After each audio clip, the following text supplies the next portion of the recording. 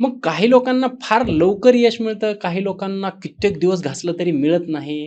याच्यामागं तुम्हाला काय कारण वाटतं? प्रॉपर नॉलेज नसतं व्हिडिओ कॉन्टेंट काय बनवायचं आहे. दुसरं झालं तुम्हाला क्लिक बेटचं माहित नसतं काय असतंय, तर तुम्हाला टायमिंग माहित नसतो व्हिडिओ पोस्ट करायचा, तुम्हाला हॅशटॅग माहित नसता, तुम्ही घेता व्हिडिओ टाकता तेच हे करताय. तुमच्या एखादा व्हिडिओ व्हायरल झाला, तुम्हाला हे कळत नाही की त्या व्हिडिओमध्ये असं काय होतं जे व्हायरल झालं ना, ह्या व्हिडिओमध्ये काय असं नाही की हे व्हायरल होत नाही, अनालिसिस करत नाहीये. मी फक्त तेवढंच फॉलो करतो.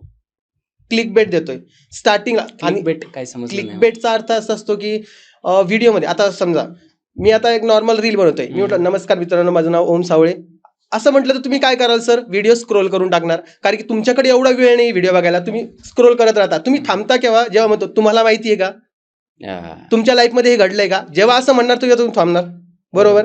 तर हे झालं म्हणजे क्लिक पहिल्या बेट. 3 पहिल्या 3 सेकंदामध्ये माणूस थांबला, पाहिजे. पहिल्या 3 सेकंदात माणूस थांबला की व्हिडिओ व्हायरल झाला.